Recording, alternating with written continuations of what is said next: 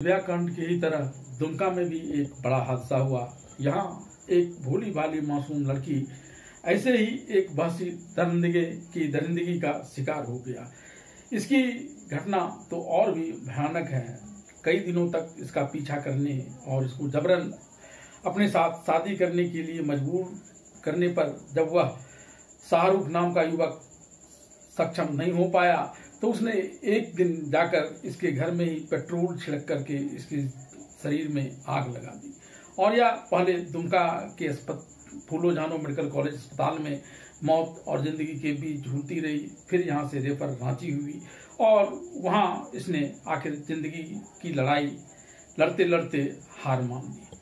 सवाल यह नहीं उठता है कि इसने हार मान ली और ऐसा क्यों हुआ।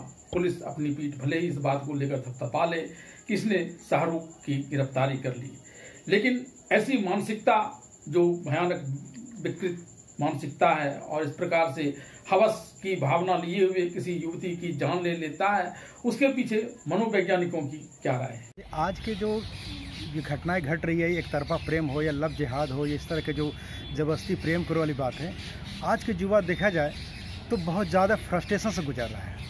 जिस उम्र में उसको पढ़ाई कर करके ज़िंदगी बनाने की ज़रूरत होती है, वो बिल्कुल डेविएट होकर चल रहा है। वो जितना असफल हो रहा है, उसका सफलता पूरा एग्रेशन बदल रहा है। उस एग्रेशन में क्या करता है, वो आदमी नशा करने लगता है। नशा करके जहाँ वो अपनी फ्रस्ट्रेशन को दूर करता है, वहीं उस उम्र के तकाज में वो गर्लफ्रेंड भी खोजता है ताकि हम गर्लफ्रेंड में अपना समय व्यतीत करें और नशा में करें और ज़िंदगी इसी तरह जिएँ। पेट्रोल से इस युवती की झुलसा देने वाली घटना के दिन भी कई प्रदर्शन हुए और अब जब इसकी मौत हो गई है तब भी इसे लेकर के प्रदर्शनों का दौर जारी है। स्थानीय मीडिया से लेकर के राष्ट्रीय मीडिया तक में यह चर्चा का विषय बना हुआ है। लेकिन जब यह सब कुछ चल रहा होता है तब हमारा समाज कहाँ सोया रहता है। चिंता इस बात की है और कई चीजें इसमें आने की जरूरत है, जिसकी तह तक जाने की जरूरत है।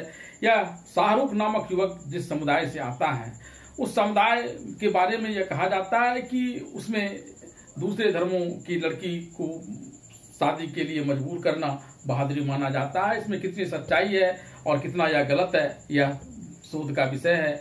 लेकिन इस प्रकार की चर्चाएं होती हैं। दूसरी चर्चा इस बात को भी लेकर के होती है कि इस क्षेत्र में कई युवक इस प्रकार के धंधे में लगे रहते हैं कि जबरन किसी को अपने साथ संबंध बना लिया और फिर उसके साथ दूसरे जगह ले जा करके जो देह व्यापार का घिनौना कृत्य होता है उसके पीछे लगा रहता है। और उसके लेकर के जानकारी झारखंड के ब्यूरोक्रेट से लेकर के पॉलिटिशियंस तक को है।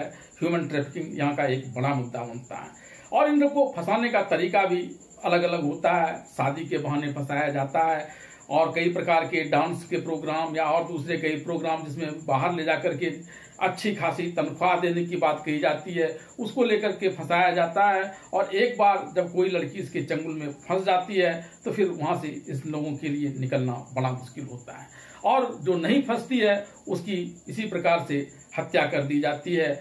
और इसको लेकर के पुलिस भले ही पीठ अपनी थपथपाए, लेकिन असली है यह सवाल उठता है कि कब तक इस हत्यारे को फांसी की सजा जिस प्रकार की लोग मांग करते हैं या कोर्ट जो सजा निर्धारित करती है वह कब तक मिल जाती है।